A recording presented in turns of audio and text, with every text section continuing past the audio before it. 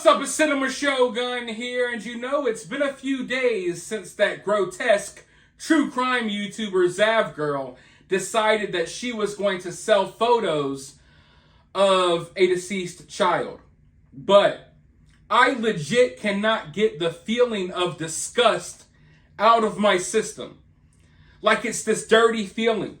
Like you just want to go and take a shower, but no matter how hard you scrub, you can't get that feeling of just straight, sick disgustingness off of you. I still cannot get over the fact that this woman did this. And you know, I am someone that is well aware of how low people are willing to stoop, especially within the true crime community, but I cannot get over this feeling of disgust. It's like I'm sitting there watching a movie and then that thought hits me and I'm just like, God, why? What in the hell is wrong with people? You wake up in the morning, you're brushing your teeth, you're happy to start a new day, and then that thought hits you of Zav Girl, and you see that confused look on her face pop in your mind, and it's just like, God. You start brushing harder, you start scrubbing harder, but you can't get it away because this disgusting act, it already happened. It's already out there in the world. There's nothing that's going to take it back. Not an apology video, not a 3-minute scripted apology video. That's definitely not going to take it back. But we're going to react to that, and we'll talk about that later. Now, I know that you all have heard this saying before. Your grandma, your mom, your teacher, someone told you that before, that if you don't have nothing nice to say, don't say anything at all. If you don't have anything nice to say, don't say anything at all. And you know, those lessons that we learn when we're like 5 years old, sometimes I have to look back on those lessons. Because when it comes to Zav Girl and the lunch lady, I have nothing nice to say about these people. And honestly, I could sit here for hours upon hours just lighting into these people's asses, but I'm not going to. Okay? I want to. There is nothing in this life that I want more right now than to just sit here for 2 hours and to just lay into Zav Girl nonstop about what she did. But at this point, what can really be said? There's so many things that has already been said. I think people have really stepped up this time. I'm seeing people from all corners of the internet step up and, you know, really point this disgusting act out. And instead of sitting here and making fun of Zav Girl, which I want to, I think it's more important that we hear from Gannon's family. I'm sure some of you all have already seen this, but some of my viewers have not. And I think it's important that we roll this clip real quick. Because at the end of the day, I can't help but feel for Gannon's family. Because I know how this makes me feel. I am not someone that covered the Gannon story. I don't know much about the Gannon story. I will not pretend like I do. And obviously, I don't know Gannon personally. I don't know Gannon's family personally. But seeing what Zav Girl did, it affected me.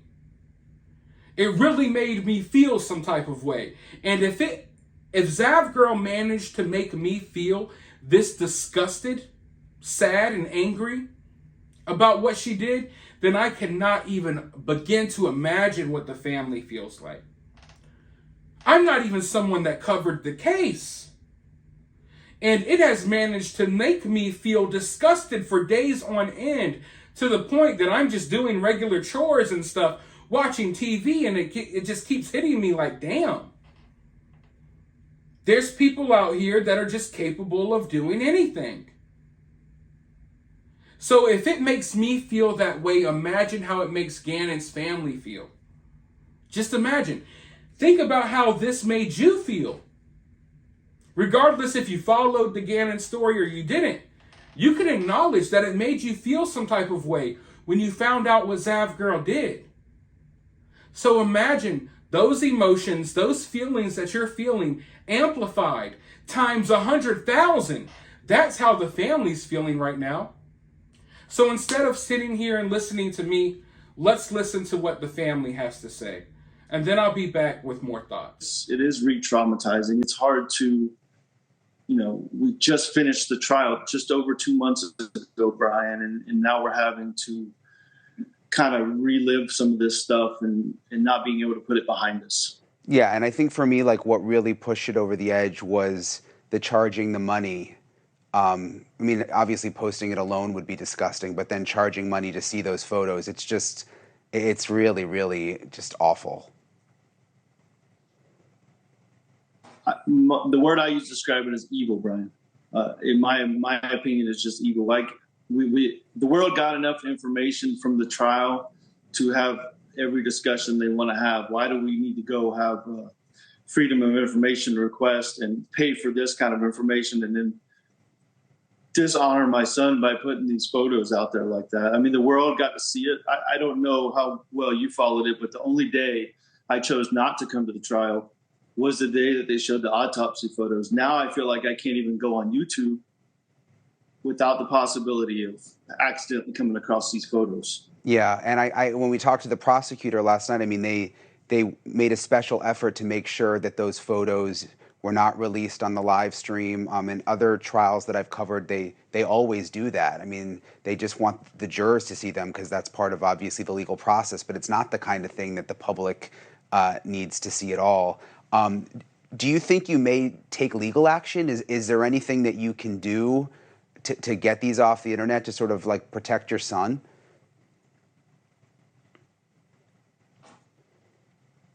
We've talked through some of those options. The hard part, Brian, is I am just emotionally and psychologically and financially maxed out from the last 3+ years of this process. To take legal action, I just don't know if I have that in me. But what I'm trying to do with you tonight, and I appreciate you having us on, is to help shape the narrative. And I don't really think I have to do much. Based on the messages you've received and the feedback I've seen from other responses, I don't think it's going to take much from us to have these people, repointed in the right direction. Yeah, I think people just lose sight of the fact that these are real families dealing with this. I mean, there's a true crime community, and 99% of them have good intentions and are really focused on the victims. I'm sure you felt that through all of this, but there's just those bad apples out there that are trying to make money. The other thing I keep thinking about is the fact that she and others were even able to get the photos. It seems like there should be some kind of law, or it shouldn't be that easy to just write a check and put in a request and be able to get those photos sent to you.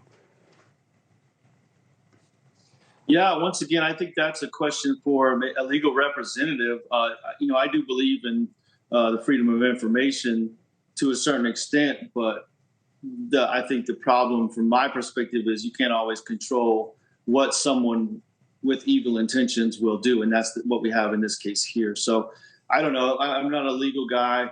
I'd have to look at the ins and outs of the FOIA Act and all that. But, yeah.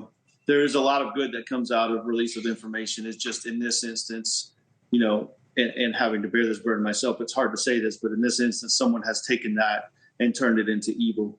Yeah, no, I totally agree with you. Well, Al, thank you for coming on. Again, I'm so sorry that you had to go through this. I totally understand you being emotionally exhausted, and this now just adding on to that. I hope that people will continue to be outraged by this, and they can sort of police themselves in a way on YouTube, because it's just, it's just awful, especially when you think about the family members like you, Al. So thank you for coming on tonight. I hope people who posted the photos are watching and can hear it straight from you how it makes you feel. Yeah, I hope so too, Brian. And in closing, I do want to leave you with, I think we're really getting focused on less than 1% of the people, because the majority of people I've come in contact with throughout this past 3+ years have absolutely sustained me and helped me to fight through this process for my son. So I do want to give credit where credit is due on that. And I think those people will continue to shape the narrative that this is unacceptable behavior by a very small portion of people that seek to benefit from, my son's, those horrible pictures of my son. So thank you again, Brian. Yeah, thank you. I totally agree with you. I'm glad you said that. We'll be in touch. Hopefully we can stay on the story, and maybe we can find some lawmakers or someone who want to spearhead a project to just make it a little more difficult. Obviously, like you said, it's good to be able to file a FOIA and get information, but certain things I think are just too much. It should be a little more difficult. So thank you again, Al. We'll be in touch. Oh, man. Just listening to what he had to say, it just infuriates me about what transpired here. And the worst part was hearing him say that he's financially, physically, emotionally, mentally, he's drained. He's tapped out. He doesn't even have it in him to have to deal with this right now, and he shouldn't have to. No family should have to deal with what they dealt with in the first place, let alone 2 months after the trial have to deal with this nonsense. I mean, I couldn't imagine being in his shoes right now. And just knowing that this guy has been left completely broken. He's trying to put together, he is trying to put back together the pieces of his life. I'm sure that it takes a lot of effort just to wake up and get dressed in the morning for this guy. Meanwhile, we got creepos like Zav Girl out here selling photos of his child. And hearing him say that, he doesn't even have it in him to pursue this type of shit right now. That's what really it put the icing on the cake when it comes to this whole entire situation for me. It really does, and it really makes me want to go off. I hope this guy knows that people have his back. I don't even know this guy. I didn't even know this guy existed until a few days ago. And I got his back. I hope that he knows that even complete strangers on the internet, we will rally behind you. Because there are still good people in this world that can acknowledge how bad and evil, just how grotesque this whole situation is, what Zav Girl did. And I have a lot of things to say right now. A whole lot.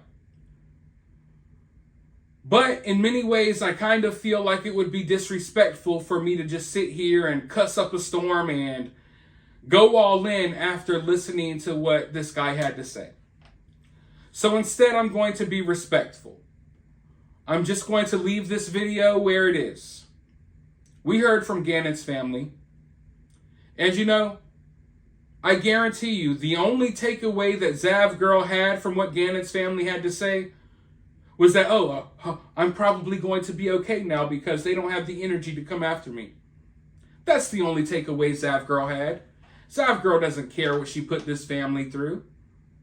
Not for 1 second do I believe that Zav Girl gives a single damn about what she put this family through. But you know what? Let's go ahead and end this video. I'm glad that you all tuned in. I am literally almost physically biting my tongue at this point. So go ahead and let me know your thoughts about this down in the comments below. While you're down there, hit the thumbs up, hit the subscribe, ring the notification bell, and I'll be talking to you all in the next video.